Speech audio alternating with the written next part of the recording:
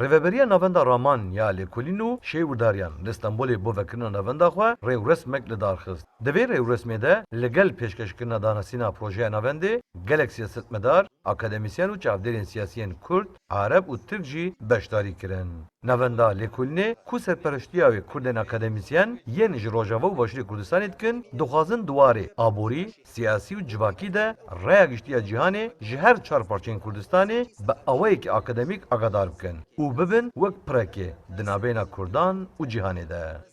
ئاماجمان لە مرکزی ڕامان بۆ توێژینەوە دیراسات ئەوەیە کە بتوانین تێڕوانینێکی دروست پێشکەش بکەین سەبارەت بە حاڵی کوردەکان لە وڵاتانی جیاواز لە تورکیا لە عێراق لە سووریا و ئێران و ببینە مەرجەعێک بۆ ئەوەی هەر کەسێ بیەوێت زانیاری لەبارەی کوردەوە وەربگرێت بگەڕێتەوە بۆ ئێمە بتوانین لە ڕێگەی توێژینەوەکانمانەوە ئاشتی سەقامگیری زیاتر بەرپا بکەین و هەروەها بتوانین شێوەیەکی ئەو وێنەیەکی ڕاستەقینە پێشکەش بە غیرە کورد بکەین ئەوانەی کە تەماشاکەن یاخود ئەگەڕێن بۆ زانیاری لەسەر کورد ئێمە بتوانین ببین بە مرجعی ئەو تەرەفانە.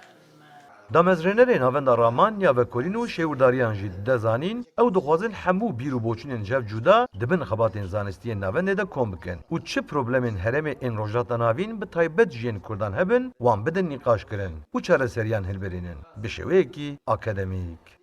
ئێک دەنگێ ناوێ ڕامان بکە بڕاستی ناوێک دخوازم ئاخافتنێکی هەر کەس کارە لێ گۆهدار بکە گمەرۆ کارە بێ هەر کەسی دەنگێ خۆ بگینوانە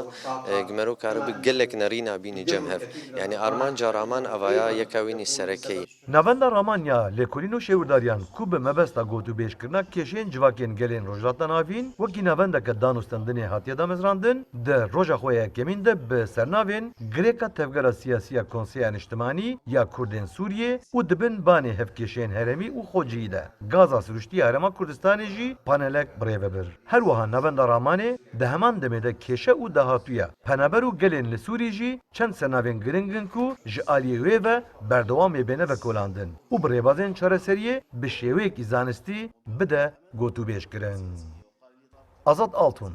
Kurdistan 24, Stenbol.